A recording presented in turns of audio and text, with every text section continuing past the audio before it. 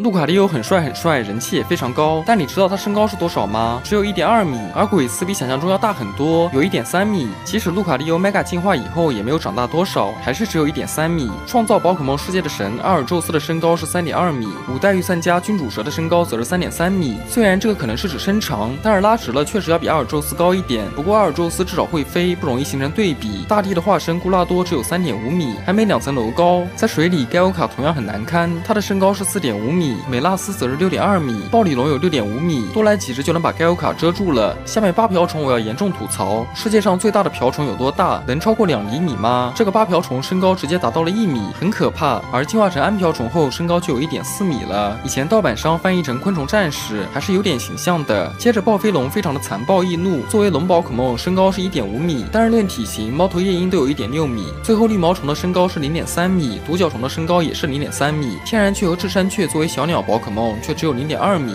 在宝可梦世界能见到比鸟还大的虫子。